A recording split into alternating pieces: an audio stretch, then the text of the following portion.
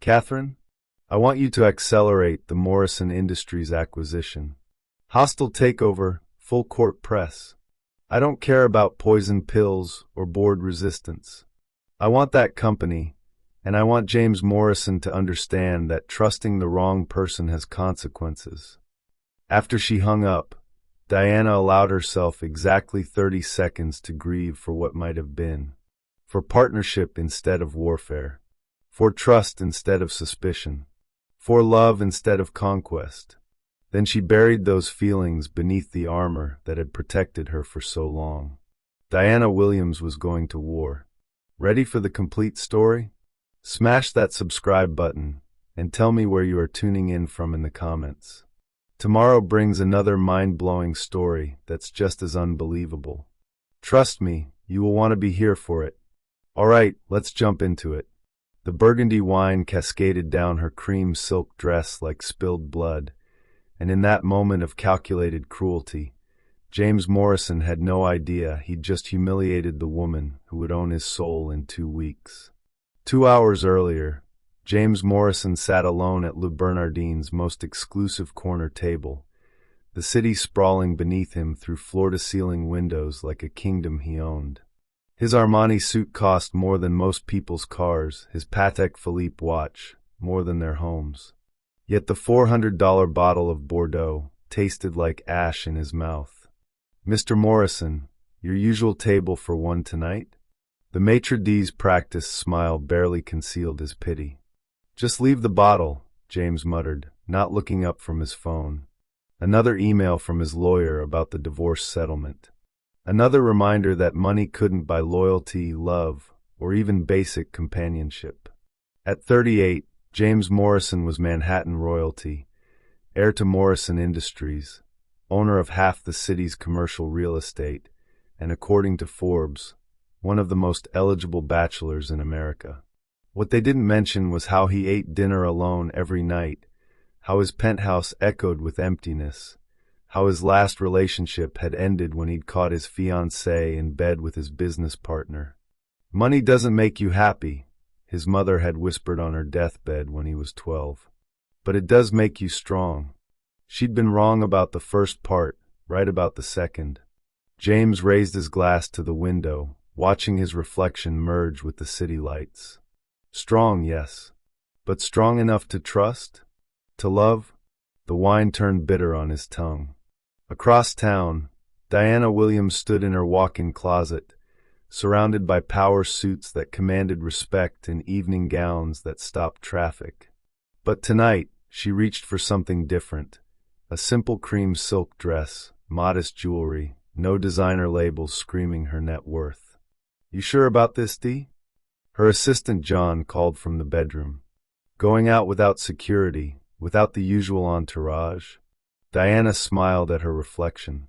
At 35, she was a force of nature who'd built Williams Capital from nothing into a billion-dollar investment empire.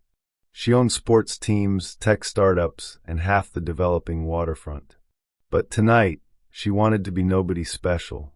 "Sometimes you need to see how the world treats you when they don't know who you are," she said, slipping on simple pearl earrings instead of her usual diamonds. "And sometimes you end up disappointed," John warned. Diana had learned that lesson early. Growing up in Brooklyn, watching her mother clean offices in buildings Diana would later own, she'd seen how quickly respect disappeared when people thought you were beneath them. It's why she'd built her empire quietly, strategically, letting others underestimate her until it was too late. "The best negotiations happen when your opponent doesn't know they're negotiating," she had told Harvard Business Review last month. "Power works best when it's invisible." Tonight was about invisibility, about remembering why she'd climbed so high in the first place. Diana grabbed her clutch, Chanel, but understated, and headed for the door. "I'll be at Le Bernardin if you need me." "But you won't need me." Famous last words, John muttered, but he was smiling. The elevator descended from her penthouse to the garage, where instead of her usual Tesla or the company Bentley, she slipped into a modest Honda. In the rearview mirror, her reflection looked softer, younger, more vulnerable. Dangerous, she thought. But sometimes dangerous was exactly what you needed. Lou Bernardine buzzed with the kind of energy that only came when Manhattan's elite gathered in one place. Diana slipped past the hostess. No reservation, no recognition, no problem. She'd learned long ago that confidence could get you anywhere, even into restaurants with month-long waiting lists. Table for one? The hostess looked her up and down, noting the simple dress, the lack of obvious wealth markers. We might have something available at the bar. Diana smiled. That would be perfect.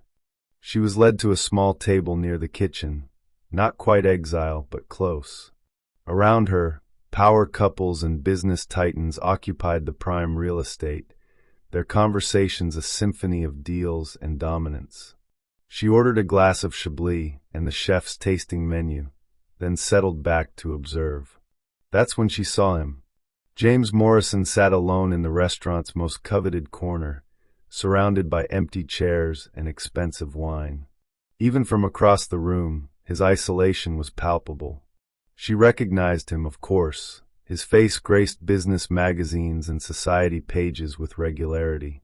Morrison Industries was solid but not innovative, profitable but not visionary. Old money playing it safe. What surprised her was how young he looked in his loneliness, how the aggressive confidence he wore in photographs seemed to slip when he thought no one was watching. Her phone buzzed. A text from her CFO. Morrison Industries stock down 12% this quarter. Ripe for acquisition? Diana glanced back at James, who was staring out the window like a man contemplating jumping. She typed back, "Not tonight. Let me think about it."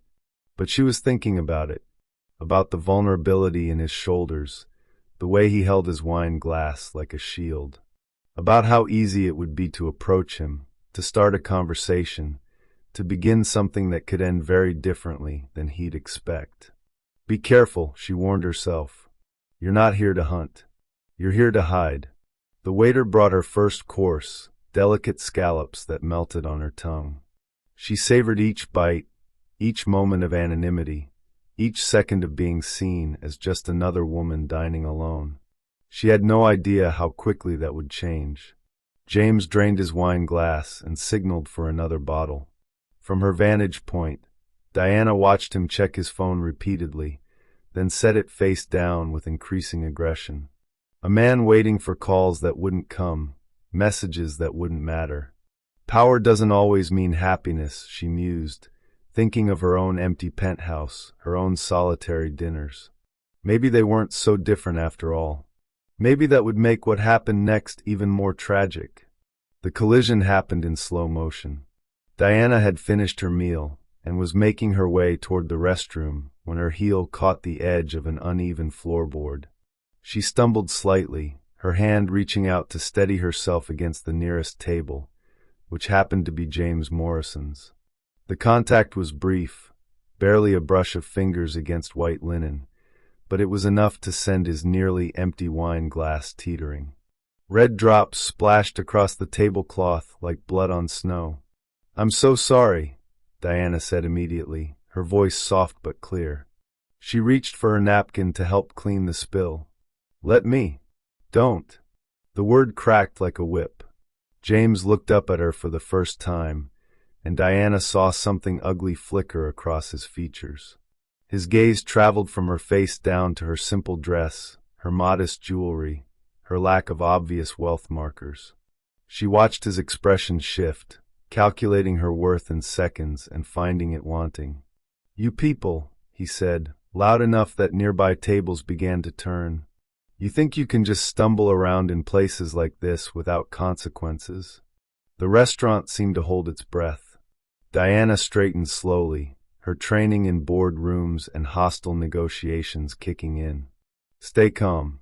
Don't react. Let him reveal himself." "I apologize," she said again, her voice steady. "It was an accident.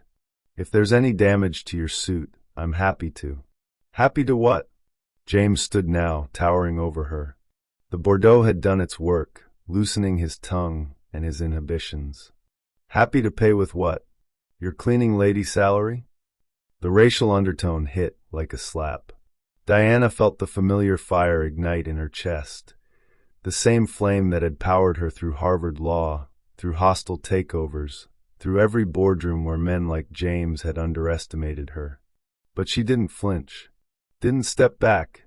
Instead, she met his gaze with the quiet dignity her mother had taught her, the same grace that had carried her through 1,000 moments like this. "I understand you're upset," she said softly. That's when James Morrison made the decision that would change both their lives forever. He reached for his wine glass, not the empty one, but the fresh pour from his second bottle, and in one deliberate motion, lifted it high and dumped the entire contents over Diana's head. The burgundy cascaded down her cream silk dress, staining it dark as it pooled at her feet. Wine dripped from her hair, ran down her face, soaked through the fabric to her skin. The restaurant fell into absolute silence except for the soft patter of drops hitting marble. "There," James said, his voice carrying across the hushed space. "Now you know your place." For a moment that stretched like eternity, Diana stood perfectly still. Wine continued to drip from her chin, her fingertips, her hem. Every eye in the restaurant was on her, some horrified, some embarrassed, some perversely fascinated by the spectacle. She could have screamed, could have slapped him, could have revealed exactly who she was and watched his face crumble in real time. Instead, she did something far more devastating. She smiled. Not the bitter smile of someone plotting revenge, not the broken smile of someone defeated. A genuine, almost pitying smile that seemed to see right through him to the wounded child beneath. "Thank you," she said quietly, "for showing me exactly who you are." She pulled a handkerchief from her clutch, plain white cotton, not silk, and dabbed delicately at her face. Then, with movements as graceful as a dancer, she reached into her purse and placed a crisp $100 bill on his table. "For the wine," she said, "and for the education." The silence stretched tighter. James felt something cold creep up his spine, though he couldn't name it. This wasn't how victims were supposed to respond. Where was the tears, the anger, the satisfying breakdown that would prove he was right to treat her this way? Diana turned to leave, then paused. When she looked back at him, James saw something in her eyes that made his breath catch. Not hatred, but something infinitely worse. Disappointment. "You know," she said, her voice so soft he had to strain to hear it, "your mother would be ashamed." The words hit like a physical blow. James staggered back, his face going white. How could she possibly know about his mother? About the woman who'd raised him to be better than this before cancer had stolen her away? But Diana was already walking away, her spine straight despite the wine still dripping from her dress. The crowd parted before her like the Red Sea, and James watched, frozen, as she disappeared into the night. The silence broke into a chaos of whispers and hurried conversations. Cell phones appeared as diners tried to capture the aftermath, though the main event was over. The maitre d' hurried over with towels and apologies, but James barely heard him. His hands were shaking. Why? The question echoed in his skull. Why had he done that? He'd acted out of prejudice and alcohol, yes, but something deeper had driven him. Something ugly and desperate and completely unlike the man he thought he was. The $100 bill lay on the table, a silent accusation. She'd paid for wine that cost 3 times that much, wine that had been weaponized against her. The gesture wasn't about money, it was about dignity, about refusing to be in his debt for even a moment. "Sir?" The waiter hovered nervously. Can we get you anything?" James stared at the empty doorway where she'd vanished. The taste in his mouth had gone from bitter to nauseating. "Yeah," he whispered. "Get me the check." But as he walked toward the exit 10 minutes later, past the stares and whispers of Manhattan's elite, James Morrison carried something heavier than shame. He carried the memory of her eyes, not when he'd humiliated her, but after. When she'd looked at him like she could see straight through to his soul and found it lacking. For the first time in years, James Morrison felt small. Outside, Diana sat in her Honda in the restaurant's parking garage, wine still damp in her hair. Her hands gripped the steering wheel so tightly her knuckles had gone white. She wanted to scream. Wanted to call her lawyers, her security team, her publicist. Wanted to destroy James Morrison so thoroughly that his name would become a cautionary tale whispered in business schools. Instead, she started the engine and drove home in silence. But as the city lights blurred past her windows, Diana Williams began to plan. Not for revenge, that was too simple, too quick. For justice. For education. For showing James Morrison exactly what happened when you underestimated the wrong woman. 2 weeks, she decided.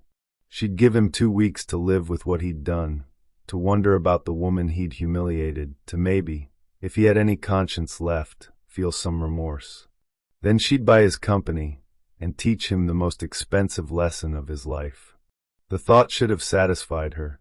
Instead, as she pulled into her garage, Diana found herself thinking about the loneliness she'd seen in his eyes before the cruelty had taken over. Maybe, she thought, there's more than one kind of education he needs. The nightmare started that first night.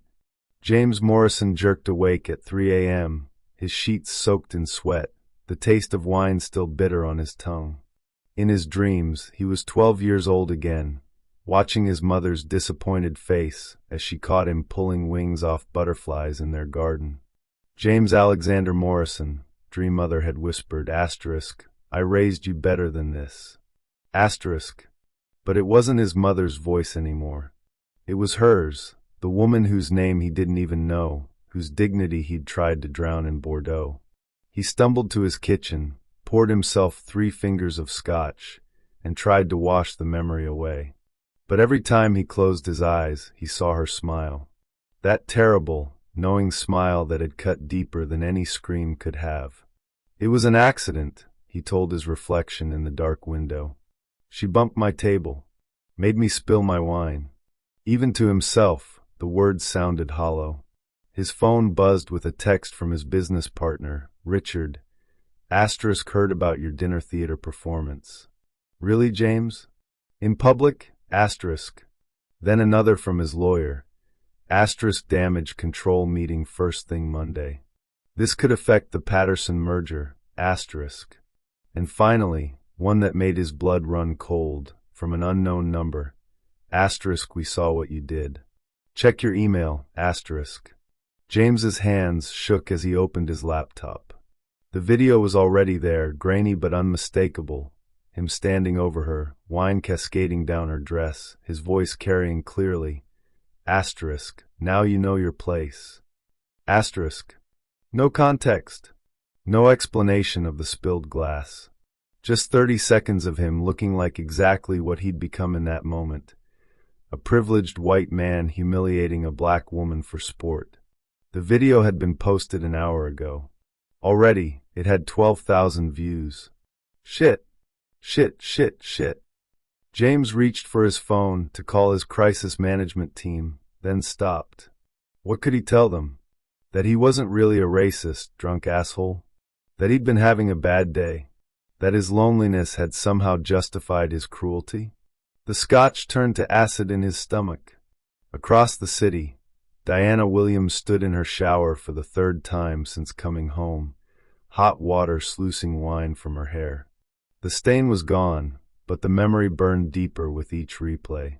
She'd faced down hostile boardrooms, weathered sexist investors, and demolished glass ceilings with surgical precision. But something about the casual cruelty in James Morrison's voice, the way he'd looked through her rather than at her, had shaken her more than she wanted to admit. "You okay in there?" John called through the bathroom door. He'd been waiting when she got home, took one look at her ruined dress, and immediately switched from assistant to friend mode. "Fine," Diana called back, though her voice cracked on the word. She wasn't fine. She was furious, not just at James, but at herself. At the part of her that had wanted to believe his loneliness might hide something better. At the naive hope that maybe, just maybe, she'd misjudged him. "Your phone's been blowing up," John said when she finally emerged in her silk robe. Someone posted a video. Diana's blood chilled. Show me. They watched in silence as her humiliation played out in pixels. The comments were already rolling in, some supportive, others horrifically predictable.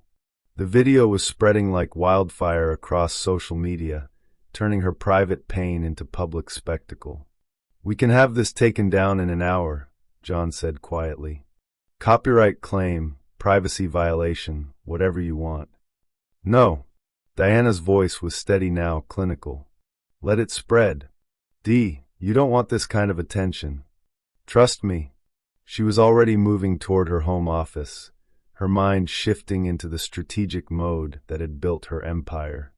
Every view, every share, every comment, they're all building the case for what comes next. John followed her down the hall. "What comes next?" Diana pulled out her secure laptop and opened a file she'd been building for months. Morrison Industries, full company analysis. She'd been tracking their vulnerabilities as a potential acquisition target, but now it felt like fate. "Now we teach Mr. Morrison that actions have consequences." Her fingers flew across the keyboard, pulling up stock prices, shareholder information, debt structures. Morrison Industries was solid but not spectacular, the kind of old money family business that relied more on reputation than innovation. James owned 42% of the shares. His board controlled another 30%, leaving just enough float for a hostile takeover by someone with sufficient capital and cunning. Someone exactly like Diana Williams. "You're going to buy his company?" John's voice held equal parts admiration and concern. "I'm going to do more than that." Diana's smile was as sharp as the winter wind. "I'm going to save it. From him." The irony was perfect. James Morrison had judged her based on his assumptions about her worth, her place in the world. Soon he'd learn exactly what that worth could buy.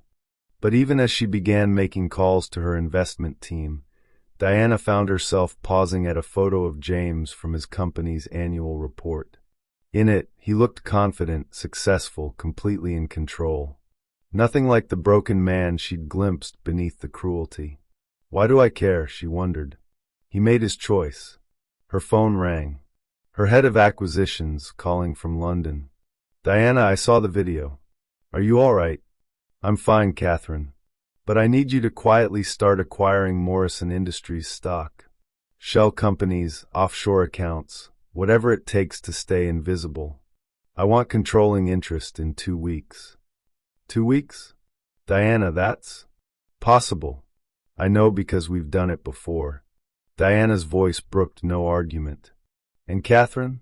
I want James Morrison to keep his CEO title right up until the moment I walk into his boardroom and take it away."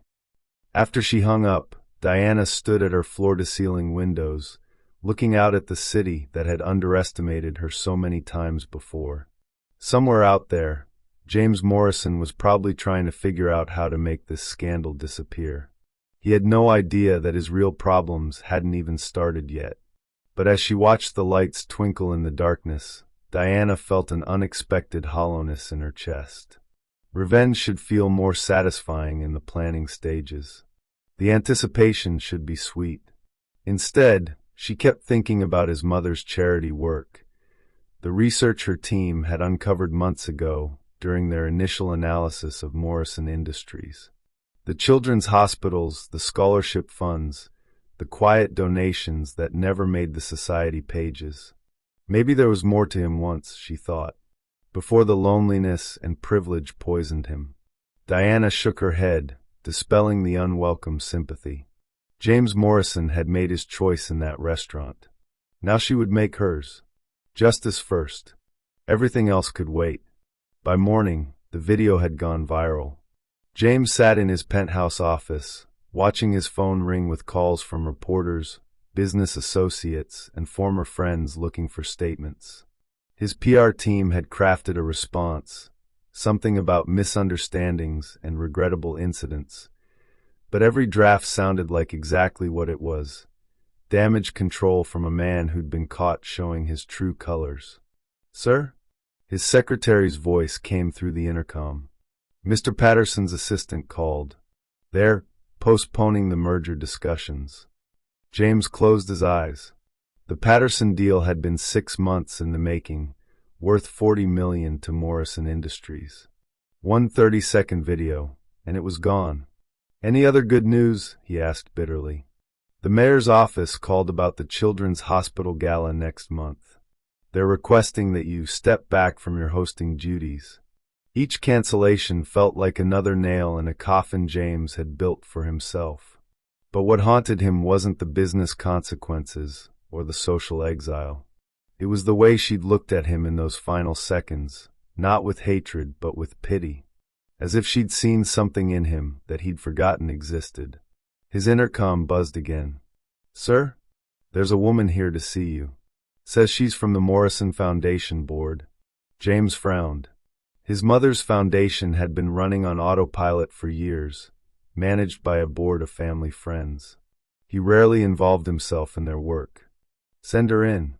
The woman who entered was elderly, dignified, with steel-gray hair and eyes that held decades of nonprofit experience. James vaguely recognized her as Eleanor Hartwell, one of his mother's oldest friends. "Eleanor, this is unexpected." "James." Her voice was cool, professional. "We need to talk." She didn't sit when he gestured to the chairs. Instead, she placed a tablet on his desk and pressed play. The video again.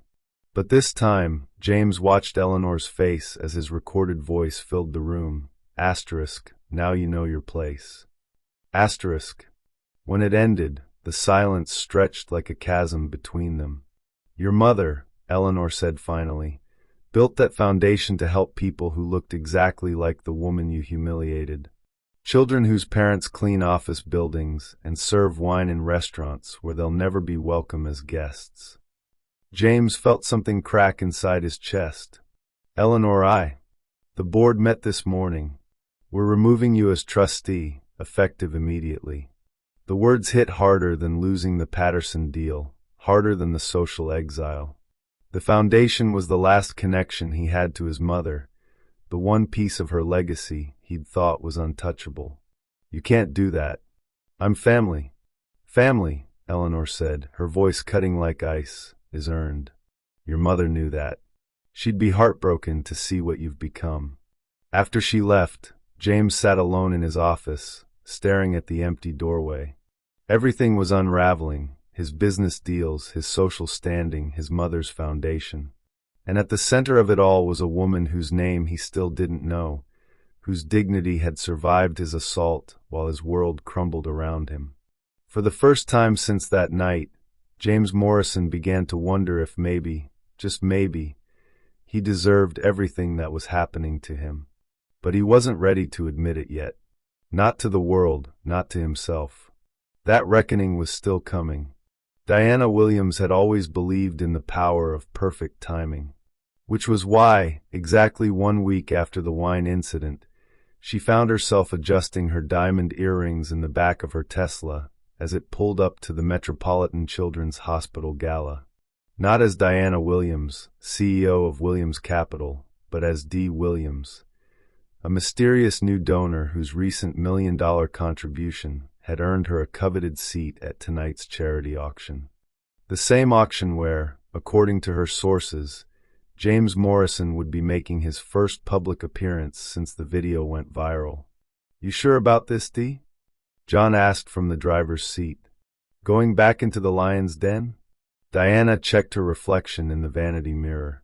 Tonight, she'd chosen a stunning midnight blue gown that whispered wealth without screaming it, paired with jewelry that suggested success rather than power. She looked like money, but not untouchable money. "Not yet. I need to see him in his element," she said. "See if there's anything worth saving before I finish what I started." The past week had been a masterpiece of strategic patience. Her acquisition team had quietly purchased another 8% of Morrison Industries stock, bringing her total ownership to 23%. Still invisible, still under the radar, but enough to make her the company's largest single shareholder after James himself. Meanwhile, James Morrison's world had continued its spectacular collapse. The Patterson merger was officially dead. 3 board members had resigned. The stock price had dropped 18%, and the business press was circling like vultures. But Diana had also been watching something else, how James responded to adversity. And what she'd seen had surprised her. No public statements blaming others. No defensive interviews painting himself as the victim. Just silence, and what looked like genuine reflection in the few candid photos caught by paparazzi. A man wrestling with demons he'd never had to face before. It made her plan more complicated. Revenge was simple when your target was irredeemably evil. Justice was messier when your opponent might actually be capable of change. "Remember," John said as they approached the valet stand, "you're here to observe, not engage. Let him make the first move." Diana nodded, though her pulse quickened as she spotted the familiar silhouette walking into the hotel ahead of them. James Morrison, alone as always, but carrying himself differently now. Less arrogant, more careful. Like a man who'd learned that the ground beneath his feet wasn't as solid as he'd believed. "Showtime," she whispered. The Metropolitan Hotel's ballroom glittered with Manhattan's philanthropic elite, the kind of crowd that wrote seven-figure checks while sipping champagne and networking their way to tax deductions. James had attended dozens of these events over the years, usually as the center of attention, courted by organizers and celebrities alike. Tonight, he might as well have been invisible. Conversations died when he approached groups. Former friends found urgent reasons to check their phones when he passed. The social exile was complete, surgical in its precision. "James Morrison?" A reporter materialized at his elbow, like a shark sensing blood. "Care to comment on the rumors about Morrison Industries' financial difficulties?" "No comment." James moved toward the bar, but the reporter followed. "What about the video from Le Bernardin? Any thoughts on?" "I said no comment." James's voice carried more force than he'd intended, drawing stares from nearby guests. The reporter smiled and made a note, already crafting the story. Embattled CEO loses temper at charity event. James escaped to a corner table, nursing a club soda and watching the auction preparations. His mother would have loved this event. The cause was right up her alley, helping underprivileged children access medical care. Before her death, she dragged him to dozens of similar galas, teaching him that wealth was a responsibility, not just a privilege. "We're blessed to have more than we need," she'd said. Asterisk, that means we have an obligation to share. Asterisk, when had he stopped listening to her voice? When did his privilege become a weapon instead of a tool for good? "Excuse me, is this seat taken?" James looked up, and his world tilted on its axis.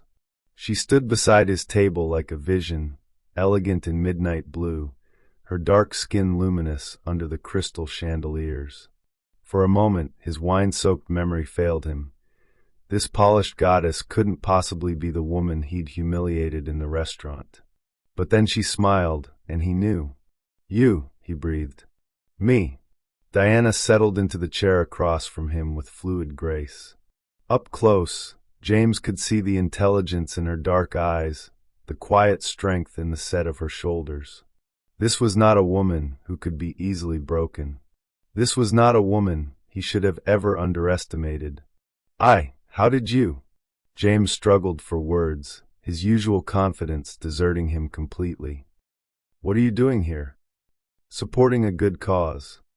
Diana's voice was warm honey over steel. "The same as you, I imagine."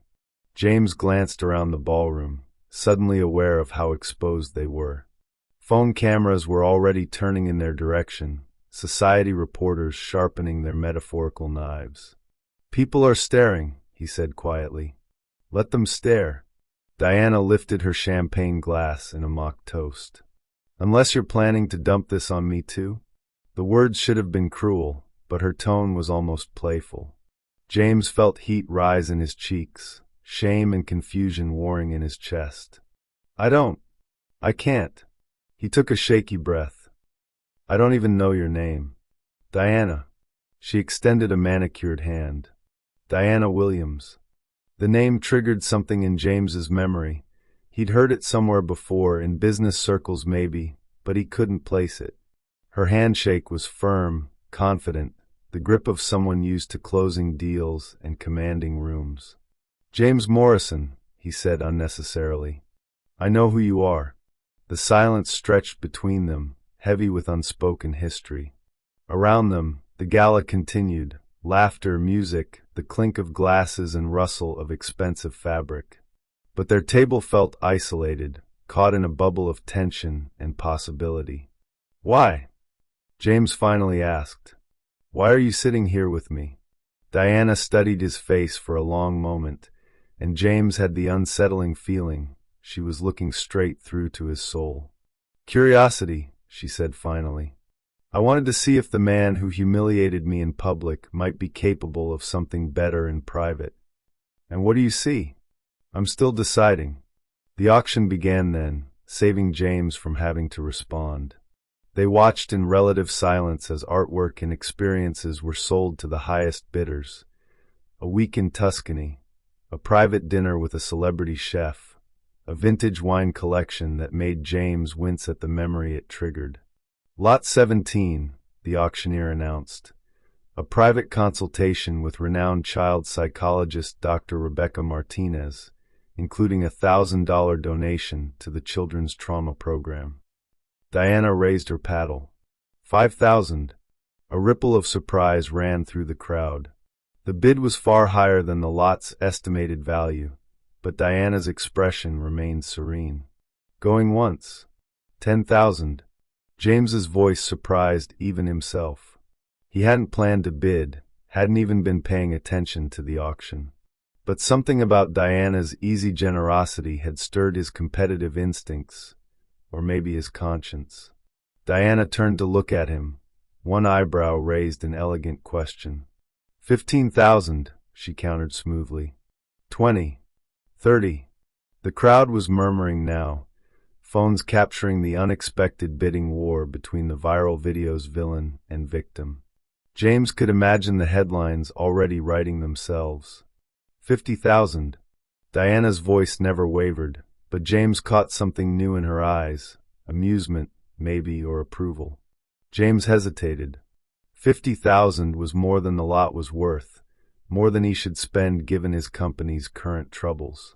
But something about the way Diana was watching him, as if this were a test he hadn't known he was taking, made him want to prove himself worthy. 75,000, he said quietly. "Sold." The auctioneer's gavel fell before Diana could respond. "To Mr. Morrison for $75,000. Applause rippled through the ballroom, and James felt something unfamiliar, pride that had nothing to do with winning and everything to do with giving. When had he last felt good about spending money on someone else? "That was generous," Diana said as the next lot was announced. "It's a good cause." James met her eyes. "My mother would have approved." "Tell me about her." The simple request caught James off guard. People usually asked about his business, his wealth, his plans. No one ever asked about his mother. "She died when I was 12, he heard himself saying. "Cancer. She spent her last months setting up a foundation to help kids who couldn't afford medical care." The Morrison Foundation. Diana's voice held no surprise, and James wondered how she knew about his family's charitable work. "Yeah." She believed that. He struggled with words that felt rusty from disuse. She believed that having more than you need was a responsibility, not a privilege. Smart woman. The smartest. James's throat tightened. "She would have hated what I did to you. What I've become." Diana was quiet for a long moment, studying his profile as he stared across the crowded ballroom. "People can change," she said finally. "The question is whether they choose to." Before James could respond, the evening's keynote speaker took the stage. A young girl, maybe 10 years old, who'd been treated at the hospital for leukemia. As she spoke about the doctors and nurses who'd saved her life, about the foundation grants that had made her treatment possible, James felt something break open inside his chest. This was what his mother had built. This was the legacy he'd been squandering while drowning in his own self-pity and privilege. "I want to make this right," he said suddenly, the words tumbling out before he could stop them. "What I did to you, it was inexcusable. I don't know how, but I want to make it right." Diana turned to face him fully, and for the first time since she'd sat down, her careful composure slipped. He caught a glimpse of something vulnerable beneath the polished surface. Hope, maybe, or recognition of his sincerity. "Making it right isn't about me," she said softly. "It's about who you choose to be going forward. I don't know how to be different." The admission came out broken, honest. "I've been angry for so long, I forgot how to be anything else." "Then learn." Diana's voice was gentle but firm. "Your mother left you a roadmap. Maybe it's time to start following it." The gala was winding down around them, guests beginning to drift toward the exits. Soon their strange détente would end, and they'd return to their separate worlds, his shrinking, hers expanding in ways he couldn't yet imagine. But for this moment, sitting across from the woman he'd wronged, James Morrison felt something he hadn't experienced in years. He felt possibility. "Diana," he said as she gathered her purse to leave. Could we maybe have coffee sometime? Just to talk." She paused, and James held his breath. "I'll think about it," she said finally. "But James, next time we meet, make sure you're ready to have a real conversation. Not just about your guilt, but about who you want to become." She walked away then, disappearing into the crowd like a beautiful ghost. James sat alone at his table, surrounded by the remnants of the evening. Empty champagne flutes, abandoned auction paddles, the lingering scent of expensive perfume. For the first time in a week, he didn't feel like the world was ending.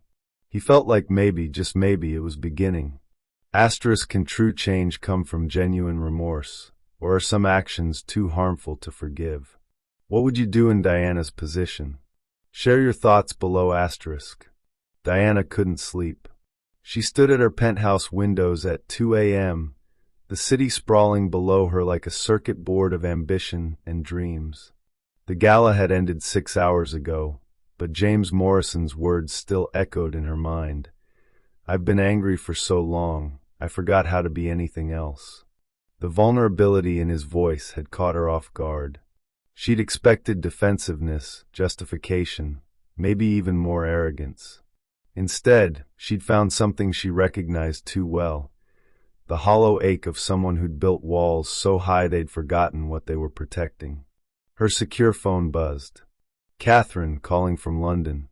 "I know it's late there," her acquisitions chief said without preamble, "but we've hit a snag. Morrison Industries has a poison pill defense we didn't account for. If anyone acquires more than 30% of the stock, the board can issue new shares at half price to existing shareholders." Diana frowned. "That's not in their public filings. It's buried in an amendment from 2018. Looks like James Morrison's father was more paranoid than we thought." "Or smarter," Diana mused. She was at 28% ownership now, just shy of the trigger that would make her takeover attempt public knowledge. "Can we work around it?" "Maybe. But we'd need board support, which means I'd have to reveal myself." Diana sank into her leather chair, mind racing through alternatives. She'd wanted to stay invisible until the final moment, to watch James's face when he realized who held his fate in her hands. "There's something else," Catherine continued. "I did some digging into Morrison's financials. The company's not just struggling from the recent scandal. They've been bleeding money for 2 years. James has been propping them up with his personal fortune." "How much?" $43 million. Maybe more. He's leveraged everything, his penthouse, his art collection, even his mother's foundation endowment. Diana felt something cold settle in her stomach. The foundation? He borrowed against it 18 months ago. If Morrison Industries goes under, the Children's Hospital loses its biggest donor. After hanging up, Diana sat in the dark, processing this new information. James Morrison wasn't just a privileged bully. He was a desperate man trying to save his family legacy while his world collapsed around him. The wine incident suddenly made more sense. Not excusable, never that, but understandable in the way that drowning men sometimes drag others down with them. Her laptop chimed with an encrypted message from her private investigator. More information about James's background, the kind of deep dive that only unlimited resources and questionable ethics could provide. The file painted a picture Diana hadn't expected. 26 years earlier, 12-year-old James Morrison stood in his mother's hospital room, holding her hand as machines beeped around them like mechanical heartbeats. Elizabeth Morrison had been fighting cancer for 2 years, but the disease was winning. "I'm scared, Mommy," he whispered, though at 12 he thought he was too old to call her that. "I know, sweetheart." Her voice was paper-thin but steady. "But you're going to be okay. Your father will take care of you." James's father hadn't visited in 3 days. He was handling business, which 12-year-old James was beginning to understand meant avoiding anything that made him uncomfortable, including his dying wife and grieving son. "Promise me something," Elizabeth said, squeezing his hand with what little strength she had left. "Promise me you'll use what we have to help people. Money doesn't make you happy, James, but it can make others happy. That's where you'll find your purpose." "I promise, Mommy." But promises were easier to make than keep, especially when your father spent the next 6 years teaching you that sentiment was weakness and that the world was divided into predators and prey. By 18, James had learned to bury his mother's voice beneath layers of private school cynicism and inherited arrogance. By 25, he'd convinced himself that charity was for people who couldn't make real money. By 30, he'd forgotten the promise entirely. Until now. Diana scrolled through more files, her throat tightening with each revelation. Photos of young James at his mother's funeral, standing alone while his father networked with other mourners. School records showing a bright, sensitive child who'd gradually hardened into an academic achiever with no close friends. College psychological evaluations suggesting difficulty with emotional intimacy and defensive behavioral patterns consistent with childhood trauma. The pattern was tragically familiar. Diana had seen it in her own mirror often enough. She opened another file, this one about Morrison Industries' recent charitable giving. Despite his personal financial crisis, James had maintained every one of his mother's foundation commitments. The Children's Hospital Wing, the scholarship program, the free clinic in Brooklyn that Diana herself had used as a child when her mother couldn't afford insurance. The free clinic. Diana's fingers stilled on the keyboard. She remembered that place, the long waits, the harried doctors, the shame of needing help she couldn't pay for. Her mother had cleaned offices until her hands cracked and bled, working 3 jobs to keep them afloat after Diana's father abandoned them. She'd been 7 years old when they'd started going to the Morrison Foundation clinic. 7 when Dr. Sarah Chun had diagnosed her mother's diabetes and probably saved her life with insulin they couldn't have afforded elsewhere. James Morrison's money, his mother's money, had literally kept Diana's family alive. The irony was suffocating. The man who'd humiliated her in Le Bernardin was the same man whose family foundation had given her the chance to survive, to thrive, to become powerful enough to destroy him. Diana reached for her phone, then stopped. It was 3 a.m. Whatever she was feeling, guilt, confusion, cosmic irony, could wait until morning. But sleep wouldn't come. Instead, she found herself researching more, diving deeper into the Morrison family history, trying to understand how a woman who'd built a foundation to help the poor had raised a son who'd dump wine on a woman he thought was beneath him. The answer, she realized, was that she hadn't. Elizabeth Morrison had died before she could finish the job. The same night across town, James Morrison sat in his study, surrounded by photo albums he hadn't opened in years. The gala had stirred something loose inside him, memories he'd locked away behind walls of resentment and self-protection. Here was his mother at the hospital groundbreaking, her face gaunt from chemotherapy but radiant with purpose. Here she was with the first scholarship recipients, beaming as if their success was her own. And here, this photo stopped his breath. Here she was with a group of children at the free clinic, including a little girl with serious dark eyes who looked remarkably like... "No," James whispered, lifting the photo closer to the lamp. "It can't be." But it was. 7-year-old Diana Williams, standing next to his dying mother in the Morrison Foundation Free Clinic, both of them smiling at the camera with the same determined hope.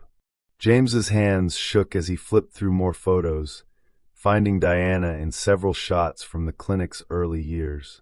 Always with her mother, a tired-looking woman who radiated dignity despite her obvious poverty. Always watching, learning, absorbing the world around her with those intelligent eyes. He'd humiliated a woman his mother had helped, had tried to put in her place someone who'd literally been given a place at his family's table. The revelation hit him like a physical blow. He'd spent so many years angry at his father for abandoning his mother's vision that he'd never bothered to learn who they'd actually helped. He'd written checks and attended galas without ever looking at the faces behind the cause. And now one of those faces was the woman he'd wronged. James reached for his laptop and began searching for Diana Williams online. What he found made his stomach drop through the floor. Diana Williams, CEO of Williams Capital. Net worth, $1.2 billion. Named to Forbes' Most Powerful Women list 3 years running. Known for hostile takeovers of underperforming companies, which she then restructured and revitalized. The woman he'd assumed was a waitress or cleaning lady was one of the most powerful business leaders in the city. The woman he'd tried to humiliate could buy and sell him 10 times over. James scrolled through articles about her rise, her business philosophy, her reputation for surgical precision in corporate warfare. Diana Williams didn't just defeat her enemies, she rebuilt them from the ground up, usually keeping them on as chastened employees in their own former companies. "Oh God," he breathed. "She's going to destroy me." But as he read more, James began to see something else in the articles about Diana. Her companies didn't just make money. They created jobs, revitalized communities, invested in education and healthcare. She'd built her empire on his mother's principles, using wealth as a tool for positive change. Everything he should have been doing with his inheritance. His phone rang, startling him from his research. The caller ID showed his lawyer's emergency line. "James? Sorry to call so late, but we have a problem. Someone's been buying Morrison Industries stock in massive quantities. Shell companies, offshore accounts, but the pattern suggests coordinated acquisition." "How much?" "Best estimate? 28, maybe 30%. Whoever it is, they're one board vote away from controlling your company." James closed his eyes, already knowing the answer. "Any idea who?" "We're working on it, but they're being very careful to stay hidden. Professional level stuff. This isn't some opportunistic investor. This is someone with serious resources and a specific agenda." After his lawyer hung up, James sat in the darkness of his study, surrounded by photos of his mother's legacy and the growing realization of his own failures. Diana Williams was coming for him, and he deserved whatever she had planned. But first, he owed her the truth. Not just an apology, the whole truth about who she'd been to his family, about how their lives had intertwined long before that night in Le Bernardin. James reached for his phone and began typing a message he knew would change everything. Asterisk Diana, I know who you are now. And I know who you were. We need to talk. Please. James asterisk. He hesitated for a moment, thumb hovering over the send button. Once he sent this message, there would be no going back. No pretending this was a simple case of a rich man humiliating a stranger.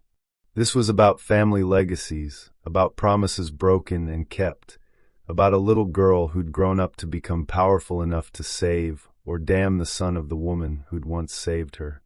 James hit send and waited. Across the city, Diana's phone buzzed.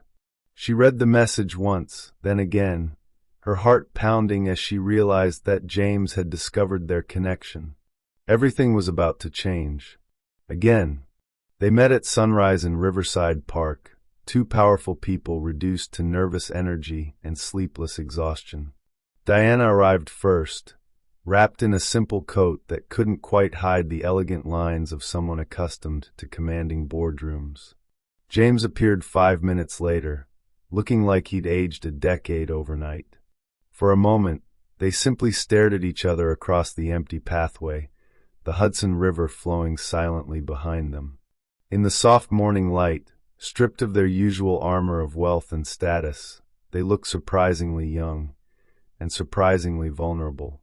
"I remember you," James said finally, his voice rough with emotion. 7 years old, always watching everything. My mother said you were the smartest kid who ever came through the clinic. Diana's composure wavered. She was kind to me. To all of us. She would have been heartbroken by what I did. James took a tentative step closer. "Diana, I know this doesn't change anything, but I need you to know, what happened at Le Bernardin, it wasn't about you being black. It wasn't even about you being there. It was about me being so lost in my own anger that I couldn't see anything else." "Anger at what?" Diana's voice was softer than he'd expected, curious rather than accusatory. James looked out at the river, struggling with words that felt too big for his mouth. "At my father.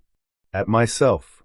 At the fact that I'd spent 26 years failing to live up to a promise I made to a dying woman." The silence stretched between them, filled with the distant sounds of the waking city. Diana found herself studying his profile, seeing past the privilege to the wounded child beneath. "What promise?" she asked. "To use what we had to help people. To find purpose in making others happy." James's laugh was bitter. "Instead, I turned into everything she fought against. A man who hoards wealth instead of sharing it, who sees people as obstacles instead of opportunities." Diana sat down on a nearby bench, and after a moment, James joined her. They sat in silence, watching early morning joggers drift past like ghosts. "The clinic saved my mother's life," Diana said eventually. "Dr. Chen caught her diabetes before it killed her. We couldn't have afforded the testing anywhere else." "I know. I found the records last night." James turned to face her. "Diana, your success, it's everything my mother dreamed her foundation would create. A child who was given a chance and used it to lift up others. Is that what you think I do? Isn't it? Williams Capital doesn't just make money. You revitalize communities, create jobs, invest in education. You've built the empire my mother envisioned." Diana was quiet for so long that James wondered if he'd said something wrong. When she finally spoke, her voice was barely above a whisper. "Do you know what it's like to be underestimated your entire life? To walk into rooms where people assume you're the help instead of the boss? To build something extraordinary and still have men like you look right through you?" The words hit James like physical blows. "Diana, I've spent 20 years proving I belonged in rooms where my mother cleaned toilets. 20 years earning respect that should have been automatic. And in 30 seconds, you reduced me back to what you thought I was, someone whose place was beneath yours." Tears traced silver paths down her cheeks, and James felt his heart break completely. This wasn't about money or business or corporate warfare. This was about dignity, about the fundamental human need to be seen and valued. "I was wrong," he said, the words inadequate but necessary. "Completely, inexcusably wrong. Not just about that night, but about everything. I spent so many years angry at my father for not honoring my mother's vision that I never bothered to learn what that vision actually looked like." He reached into his jacket and pulled out one of the photos from his study, his mother with 7-year-old Diana at the clinic. "She would have been so proud of you," he said, offering her the picture. "And so ashamed of me." Diana took the photo with trembling fingers, studying her younger self standing next to Elizabeth Morrison. In the image, both of them were smiling, hope radiating from their faces despite the clinical setting. "She used to tell me stories," Diana said softly, while we waited for appointments. About her son who was going to change the world, who was going to carry on her work and make it even bigger. I failed her. James's voice broke. I failed you. I failed everyone who believed in what the Morrison Foundation could be. Maybe. Diana wiped her cheeks with the back of her hand. Or maybe you just lost your way for a while. She stood and walked to the riverbank, James following at a respectful distance. The sun was fully up now, painting the water gold and orange. I came to New York to destroy you, she said without turning around. I've been acquiring Morrison Industries stock for weeks. I wanted to watch your face when I took everything you thought you owned. James felt oddly calm at the admission. I know. My lawyer figured it out. And I think maybe I deserve it. Maybe Morrison Industries would be better off in your hands. Diana turned to face him, surprise flickering across her features. You'd give up your family company? If it meant honoring my mother's legacy? If it meant those kids at the hospital kept getting the help they need? James met her eyes. In a heartbeat. For the first time since that terrible night at Le Bernardin, Diana saw something in James Morrison that she recognized, the man his mother had hoped he'd become. Broken, humbled, but genuine in his desire to do better. There's something else, James continued. I've been thinking about what you said at the gala, about choosing who I want to become. I want to volunteer at the clinic. Actually work there, not just write checks. I want to see the faces behind the foundation, to understand what my mother was really building. That's not charity, Diana warned. That's real work. Hard work. Good. I need to remember what hard work feels like. They walked back toward the bench, the morning rush beginning to build around them. Diana found herself studying James with new eyes, seeing past the privilege to the potential beneath. I have an idea, she said slowly. Something that might serve both our purposes. I'm listening. Instead of a hostile takeover, what if we formed a partnership? Williams Capital and Morrison Industries, combining resources to expand the foundation's reach. You get to honor your mother's legacy, I get to build something meaningful, and together we create more opportunities for kids like I was. James stopped walking, staring at her in amazement. You'd do that? After everything? I'd do that because of everything. Because forgiveness isn't just about absolving the past. It's about building a better future. Diana, James struggled with emotions too big for words. I don't deserve your forgiveness. Maybe not. But the children who'll benefit from our work together, they deserve every chance we can give them. She extended her hand, and after a moment's hesitation, James took it. The handshake felt different from their first meeting. Warmer, more honest, weighted with possibility. Partners? Diana asked. Partners. But I want to prove I've changed before we make any formal announcements. Give me time to show you this isn't just guilt talking. Diana smiled, the first genuine smile she'd given him. Time I can give you. But James, don't make me regret this. I won't. I promise. As they parted ways, both heading back to their separate lives, neither could shake the feeling that something fundamental had shifted between them. What had started as revenge and guilt was evolving into something neither had expected. Understanding. Respect. And maybe, just maybe, the beginning of something deeper. But first, James Morrison had work to do. The kind of work his mother had always hoped he'd choose. The kind that measured success not in dollars but in lives changed. The kind of work that might finally make him worthy of the woman who'd chosen to forgive him.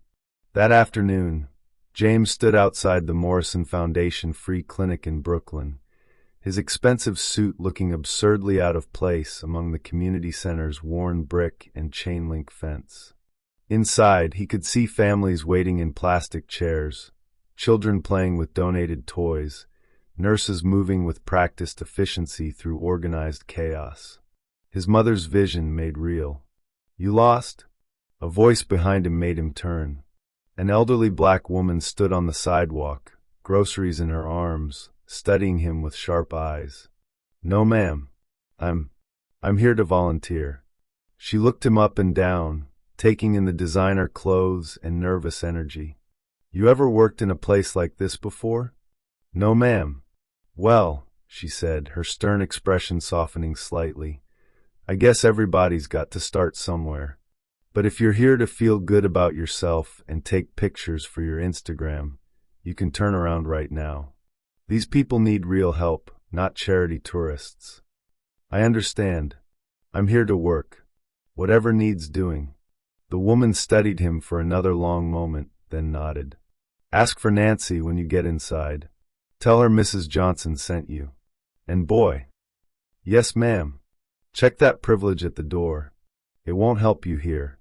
As James walked through the clinic doors, he thought about Diana as a 7-year-old, waiting in these same plastic chairs with her mother, dreaming of a future that probably seemed impossible from where she sat. Now she was offering to partner with him, to trust him with her success and his mother's legacy.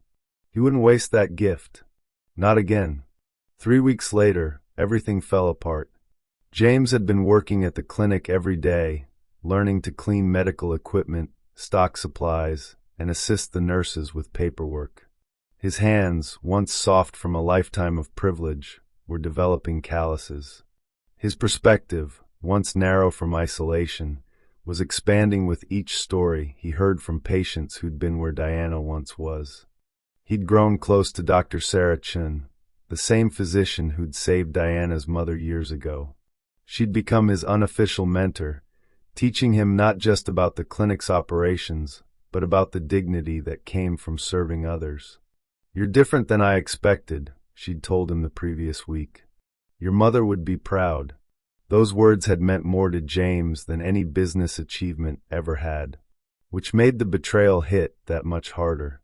Diana was in her office, reviewing the preliminary partnership documents her lawyers had drafted, when John burst through her doors without knocking, something he never did unless the building was on fire. "Dee, we have a problem. A big one." She looked up from the contracts, noting the panic in his expression. "What kind of problem?" "The kind that ends careers." John activated the wall screen and pulled up a news website. TMZ broke the story 20 minutes ago. The headline made Diana's blood turn to ice. Exclusive. Viral wine incident was set up. Secret recording reveals business mogul's revenge plot. Below it was a photo of her and James from their morning meeting in Riverside Park, taken from a distance with a telephoto lens. The caption read, "Billionaire Diana Williams and Morrison Industries CEO James Morrison meet secretly to plan corporate takeover disguised as romance." What the hell is this? Diana's voice was deadly quiet. John pulled up an audio file. "Someone recorded your conversation with James. Not all of it, but enough to make it look like you orchestrated the wine incident to justify a hostile takeover." The audio began playing, her voice clearly audible. "I came to New York to destroy you. I've been acquiring Morrison Industries stock for weeks. I wanted to watch your face when I took everything you thought you owned." Then James's voice. "I know. My lawyer figured it out." The recording cut off there, with no context of what came after, no explanation of their decision to partner instead of fight. To anyone listening, it sounded like a predator revealing her trap to cornered prey. "This is edited," Diana said, though her hands were shaking. "They've taken everything out of context. I know that. You know that. But the internet doesn't know that." John pulled up social media feeds that were already exploding with commentary. "The narrative is that you manipulated a viral incident to justify corporate warfare. That the whole thing was planned." Diana's phone started ringing. Her publicist, her lawyers, her board members, everyone wanting answers to questions she didn't know how to answer. "Who would do this?" she whispered. "Someone with access to high-end surveillance equipment and a reason to destroy both of you," John said grimly. "Someone who benefits from this partnership falling apart." James was restocking bandages in the clinic's supply room when his phone exploded with notifications. Text after text, call after call, each one more frantic than the last. James! Dr. Chen's voice carried urgency as she appeared in the doorway. You need to see this. She handed him her tablet, and James felt the world tilt beneath his feet as he read the headline. The audio file played automatically, and with each word, he watched his fragile new relationship with Diana crumble in real time. This isn't what it sounds like, he said desperately. She was being honest with me, not manipulating. I believe you, Dr. Chen said quietly. But it doesn't matter what I believe. Look at the comments. James scrolled through the social media responses, his stomach dropping with each new post. Asterisk, she played him like a violin. Brilliant business strategy. Asterisk. Asterisk, classic setup. Provoke the racist behavior, then use it for corporate gain. Asterisk. Asterisk, both of them are disgusting. Rich people playing games while real people suffer. Asterisk. Asterisk, she's just as bad as he is. Maybe worse because she pretended to be better. Asterisk. The narrative was writing itself, and it painted both of them as villains in a story that had no heroes. Diana became the calculating manipulator who'd orchestrated her own humiliation for profit. James became the fool who'd fallen for an elaborate con. Neither version was true, but truth had never mattered less. James's phone rang. Diana's name on the caller ID. Diana, I can explain. Explain what? Her voice was ice over fire. Explain how our private conversation ended up on TMZ. Explain how you let someone record me revealing my business strategy. I didn't know anyone was recording. Didn't you? How convenient that this comes out just as we're about to sign partnership papers. How convenient that it makes me look like a scheming bitch while you look like an innocent victim. Diana, please, you have to know I would never. What I know, she interrupted, is that I trusted you with the truth, and now that truth is being used to destroy everything I've built. My board is calling for my resignation. My investors are pulling out. 3 major deals just fell through because no one wants to work with someone they think is manipulative and dishonest. James felt like he was drowning. We can fix this. We can release the full recording, show them what really happened. There is no full recording. Diana's composure finally cracked. Don't you understand? Someone bugged our conversation and edited it to tell the story they wanted. We have no proof of what we actually said, no way to defend ourselves. Then we tell people ourselves. We explain. Explain what? That I really was planning to destroy you but changed my mind because of your sob story about your dead mother? That sounds so much better. The words hit James like physical blows. In her anger and pain, Diana was reverting to the sharp-edged businesswoman who'd built an empire by trusting no one. So that's it? James asked quietly. You're going to let whoever did this win?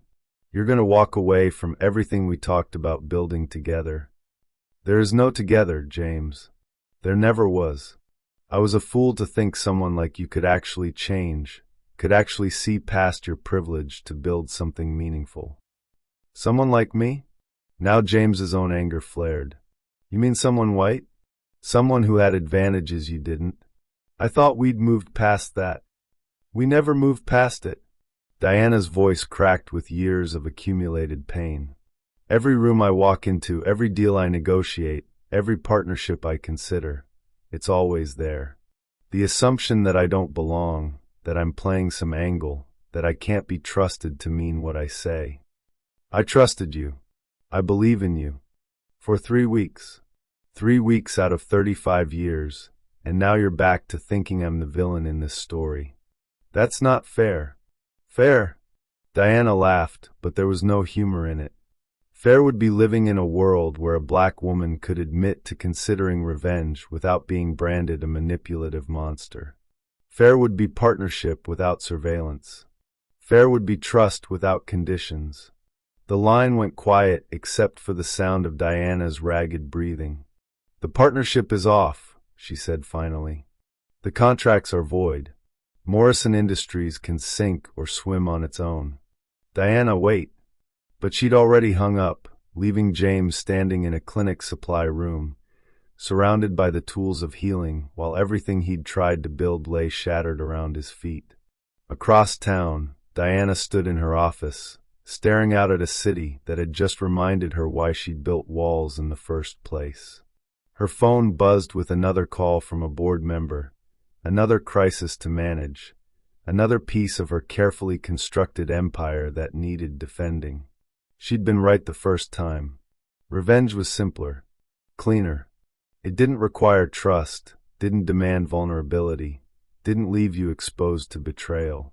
She'd forgotten the most important lesson her mother had taught her. In a world that wanted to see her fail, love was a luxury she couldn't afford. Diana picked up her phone and dialed her head of acquisitions. Catherine, I want you to accelerate the Morrison Industries acquisition. Hostile takeover, full court press. I don't care about poison pills or board resistance. I want that company, and I want James Morrison to understand that trusting the wrong person has consequences. Diana, are you sure? The optics right now. The optics are already destroyed. Now it's just about power. After she hung up, Diana allowed herself exactly 30 seconds to grieve for what might have been. For partnership instead of warfare. For trust instead of suspicion. For love instead of conquest. Then she buried those feelings beneath the armor that had protected her for so long. Diana Williams was going to war. And this time she was going to win. 2 days after their world imploded, James Morrison sat alone in his penthouse office at 3 a.m., surrounded by the debris of his crumbling empire. Morrison Industries stock had plummeted another 15%. 3 more board members had resigned. The Patterson merger was officially dead, and 2 major clients had terminated their contracts citing reputational concerns. But none of that mattered as much as the single email that had arrived an hour ago, the one that made everything else fade into background noise. Mr. Morrison, Williams Capital has acquired sufficient shares to call for an emergency board meeting. We will be exercising our right to remove you as CEO, effective immediately. Please vacate your office by Friday, *. No personal signature. No acknowledgement of their shared history. Just cold corporate efficiency, *. Diana was doing exactly what she'd threatened that first night, destroying him completely. James stared at the city lights below, thinking about Dr. Chen's words from earlier that day. The measure of a man isn't whether he falls down. It's whether he gets back up with grace. His mother had said something similar once, when he was 8 and had lost a school race he'd been sure he'd win. Sometimes losing teaches us more than winning ever could, sweetheart.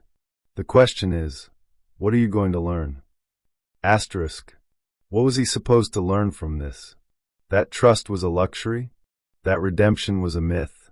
That some mistakes were too big to ever truly forgive? Or was there another lesson hiding in the wreckage? James pulled out his laptop and began typing, not a business plan or a legal defense, but a letter. The most important letter he'd ever written. Diana, by the time you read this, Morrison Industries will be yours. The board meeting is tomorrow, and I won't be fighting your takeover. In fact, I'm going to recommend that they accept your offer. You're right. You never really needed me.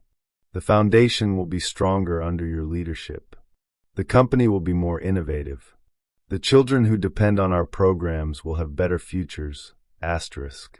But I need you to know something before this ends. I didn't record our conversation. I didn't leak it to the press. I don't know who did, but I swear on my mother's grave that it wasn't me. I know you don't believe me. I understand why. I've given you every reason to doubt my character, my integrity, my capacity for basic human decency. But here's what I want you to know. These past 3 weeks, working at the clinic, learning what your mother taught you about dignity and service, they've been the most meaningful weeks of my life. Not because I was trying to impress you or win your forgiveness, but because for the first time since I was 12 years old, I remembered who I was supposed to be. Asterisk. Asterisk, your mother raised a daughter who sees the best in people even when they've shown her their worst. My mother tried to raise a son who would use his privilege to lift others up instead of tear them down. Asterisk. Asterisk, I failed her. I failed you. I failed myself. Asterisk. But I won't fail the promise I made her anymore. Asterisk, tomorrow, after you take my company, I'm going to keep working at the clinic. Not as the Morrison heir or the CEO of anything, but as James, just James, someone who finally understands that the only wealth that matters is what you give away. Asterisk. Asterisk, I know this doesn't change anything between us. I know I've lost your trust forever. But I wanted you to know that even if this partnership couldn't survive, the man you helped me remember I could be will. Asterisk. Asterisk, thank you for that gift. Even if you don't want it to be one. Asterisk. James. Asterisk P.S. The photo of you and my mother is on my desk. I hope someday you'll want it back. Asterisk. He printed the letter, sealed it in an envelope, and called his driver. Whatever happened tomorrow, Diana would have this. She'd know that despite everything, her choice to trust him, however briefly, had changed him permanently. Diana hadn't slept in 48 hours. She stood in her conference room at 4 a.m., surrounded by lawyers and investment bankers preparing for the Morrison Industries board meeting. Charts covered every surface, showing stock prices, asset valuations, projected synergies. Everything needed to execute the perfect hostile takeover. The vote is essentially guaranteed, her lead attorney was saying. Morrison's remaining board members know the company is failing. They'll see this as a lifeline, not an attack. What about James? Diana asked quietly. Will he fight? Our sources say no. Word is he's planning to resign before the vote even happens. Diana felt an unexpected pang at that news. She'd expected James to go down swinging, to use every privilege and connection he had to save his family legacy. His apparent surrender felt hollow somehow, like winning a race because your opponent stopped running. Ma'am. Her assistant appeared in the doorway. There's a delivery for you. Marked urgent and personal. Diana took the envelope with James's distinctive handwriting on the front. For a moment, she considered throwing it away unread. She didn't need his excuses or justifications. She didn't want his apologies. But something made her tear it open anyway. As she read, the room seemed to fade around her. Her lawyers continued their preparations, but their voices became distant background noise. All Diana could hear was James's voice in her head, raw with honesty and pain. I didn't record our conversation. The man you helped me remember I could be will. Thank you for that gift. Ma'am. Her attorney's voice cut through her thoughts. Are you all right? Diana realized she was crying. In front of her entire legal team, tears were streaming down her face as she clutched a letter from the man she was about to destroy. I need a moment, she said, her voice unsteady. Everyone out. Now. Alone in the conference room, Diana sank into her chair and read the letter again. Then again. Each time, James's words hit deeper, revealing layers of sincerity she hadn't expected to find. He wasn't fighting her takeover. He was supporting it. He wasn't making excuses. He was accepting responsibility. He wasn't asking for forgiveness. He was thanking her for helping him find himself. Diana pulled out her phone and scrolled through her private investigator's reports, looking for something she'd dismissed before. Surveillance footage from Riverside Park the morning of their conversation. She'd been so focused on corporate warfare that she hadn't bothered to check who else might have been watching them. The footage was grainy but clear enough. There, a man with a telephoto lens, positioned behind trees about 50 yards from their bench. The timestamp showed he'd been there before they arrived and stayed after they left. Professional surveillance, not accidental discovery. Diana enhanced the image, her breath catching as she recognized the face behind the camera. Richard Blackwood, James's business partner, the same man who'd been sleeping with James's fiancée, who'd betrayed him before. The same man who would benefit most from both Diana and James being publicly destroyed, leaving him to pick up the pieces of Morrison Industries for pennies on the dollar. "Son of a bitch," Diana whispered. She'd been so focused on James as the enemy that she'd never considered they might both be victims of someone else's game. Someone who understood that the best way to destroy two powerful people was to turn them against each other. Diana looked at the conference room full of takeover plans, then at James's letter with its quiet dignity and grace. She had a choice to make. She could proceed with the hostile takeover, claim Morrison Industries as she'd planned, and let Richard Blackwood fade into the background while she and James remained forever enemies. Or she could do something that would shock everyone, including herself. She could choose trust over revenge, partnership over conquest, love over power. Diana reached for her phone and began dialing a number she'd deleted, but somehow still remembered by heart. "James, it's Diana. Don't go to that board meeting. We need to talk." 20 minutes later, they met in the Morrison Industries lobby, both looking like they hadn't slept in days. The building was empty except for security guards, creating an island of silence in the bustling city. "I know who recorded us," Diana said without preamble. "Richard Blackwood, your business partner." James's face went white. "Richard? But why would he?" Understanding dawned slowly. "He wants the company. If we destroy each other, he can sweep in and take everything." "Exactly. And we almost let him win." They stood facing each other in the marble lobby, surrounded by portraits of Morrison family patriarchs who'd built this empire through generations of hard work and careful planning. "Diana," James said quietly, "I want you to know, even if you still don't trust me, even if you still want to take the company, I meant every word in that letter." "I know you did." Diana stepped closer. "James, I've spent my entire life building walls to protect myself from people who would use my trust against me. For 3 weeks, you made me want to tear those walls down. And then I let fear win. I let Richard's manipulation turn me back into the person I used to be. Someone who sees enemies everywhere, who trusts no one, who fights battles that don't need to be fought." James reached into his jacket and pulled out the photo of young Diana with his mother. "I brought this for you. Whatever happens, I want you to have it." Diana took the picture with trembling hands, studying the hope in her 7-year-old eyes as she stood next to Elizabeth Morrison. "Your mother believed in second chances," she said softly. "Maybe it's time I started believing in them too." "What are you saying?" Diana looked up at him, seeing past the privilege and mistakes to the man he was trying to become. "I'm saying the partnership offer still stands.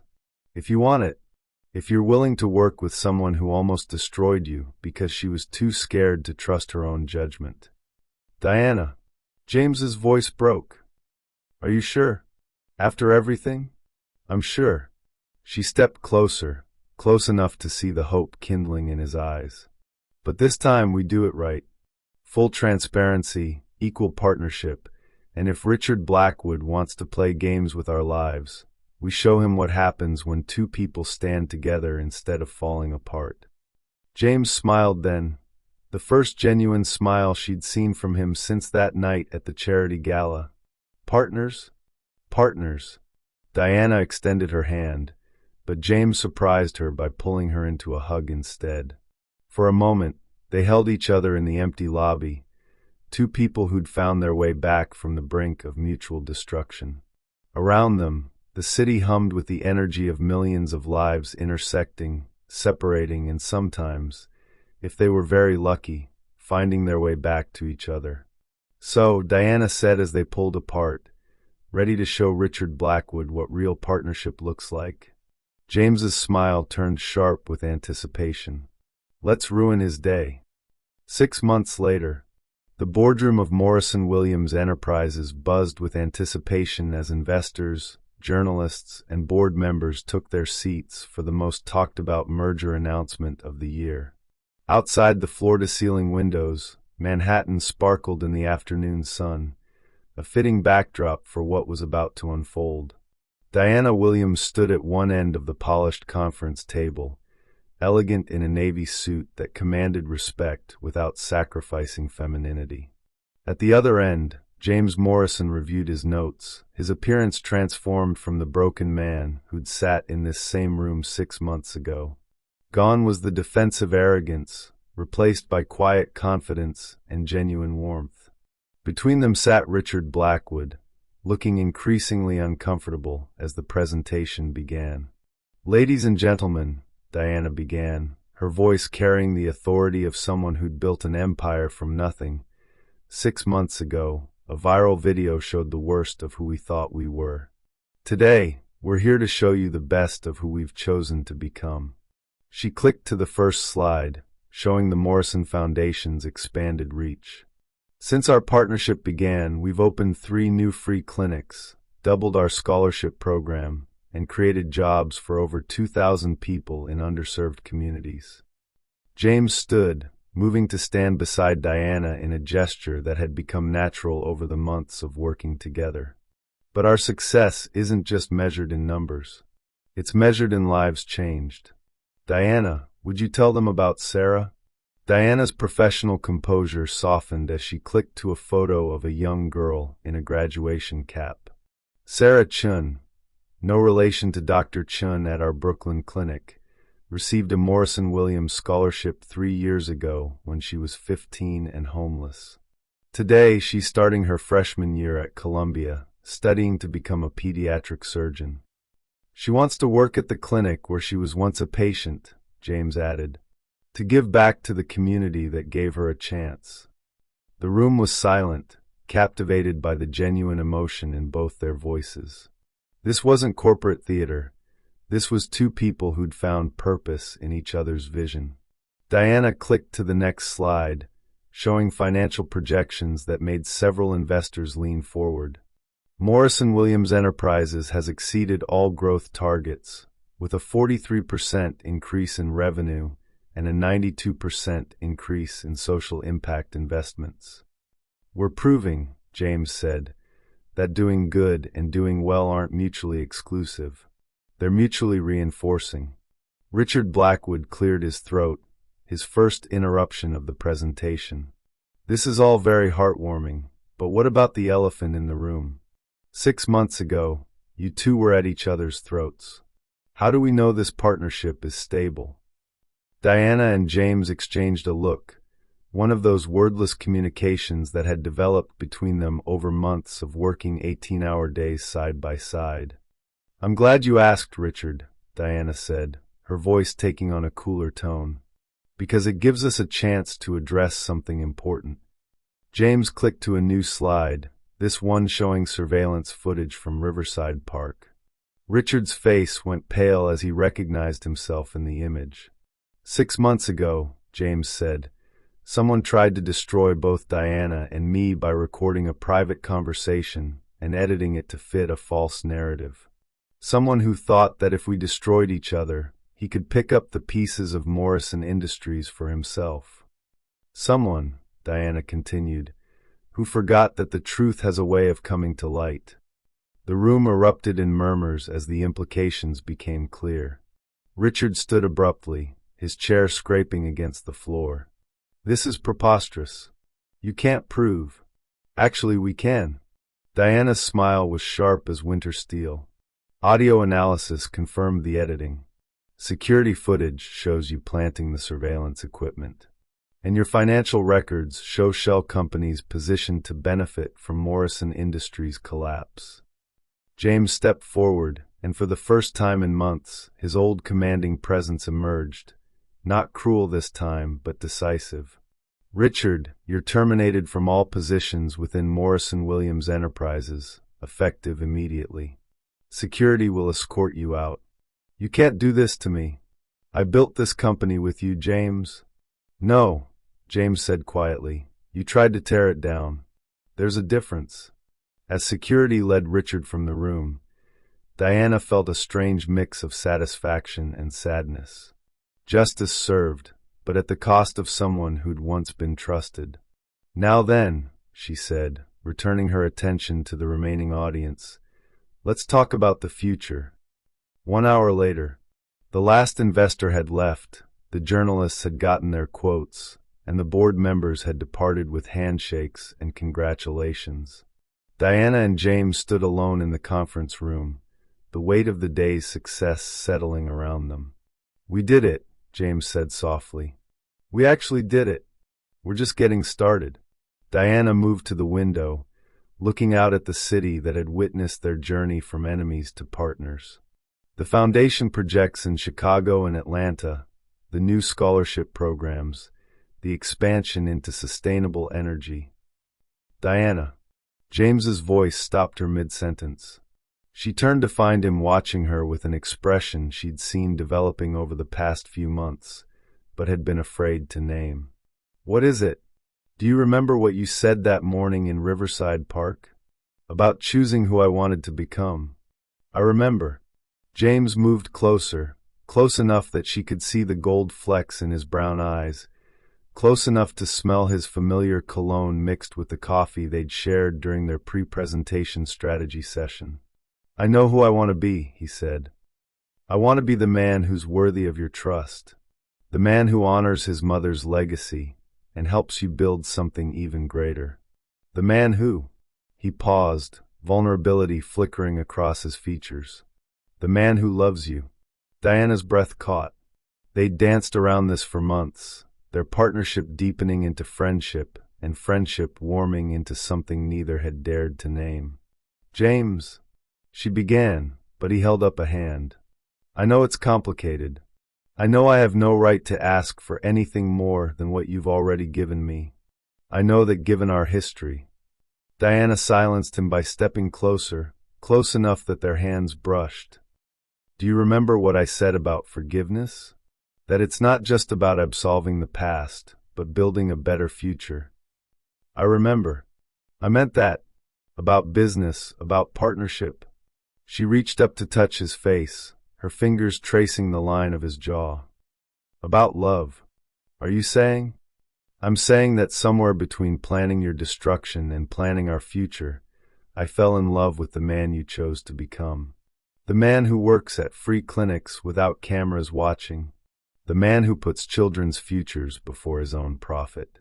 The man who sees me, really sees me for who I am. James leaned into her touch, his eyes closing briefly as if savoring the moment. Diana Williams, you are the strongest, most brilliant, most beautiful woman I've ever known. You saved me from myself, and I'll spend the rest of my life trying to be worthy of that gift. You already are, she whispered, and then his lips were on hers.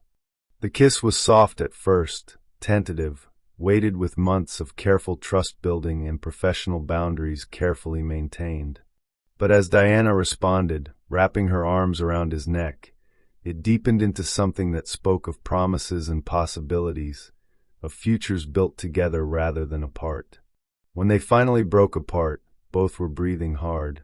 So, James said, his forehead resting against hers, business partners and life partners, Diana finished, smiling at the way his eyes lit up at the words. If you're brave enough for that kind of merger. With you, I'll take that risk. Diana laughed, the sound filling the conference room where they'd just announced their professional triumph. Then let's make it official. All of it. James pulled back slightly, his expression suddenly serious. Diana, are you sure? After everything we've been through, everything I put you through. James Morrison, she said, her voice firm with conviction, I have never been more sure of anything in my life. We've seen each other at our worst, and chose to build something beautiful anyway. That's not just love. That's the foundation for everything that comes next. Everything that comes next, he repeated, as if testing the words. I like the sound of that. 1 year later, the wine ceremony at their wedding reception was Diana's idea, though James had initially resisted. Are you sure? He'd asked when she first suggested it. Given our history with wine. Especially because of our history with wine, she'd replied. We're taking back our story. Now, standing before 200 guests in the ballroom of the Metropolitan Hotel, the same venue where they'd first reconnected at the charity gala, Diana held a glass of the same Bordeaux that had once been weaponized between them. A year ago, she said, her voice carrying to every corner of the room, wine represented the worst of who we thought we were. Tonight, it represents the best of who we've chosen to become. James raised his own glass, his eyes never leaving hers. To new beginnings, to forgiveness, to partnership, to love that conquers everything, even our own worst instincts.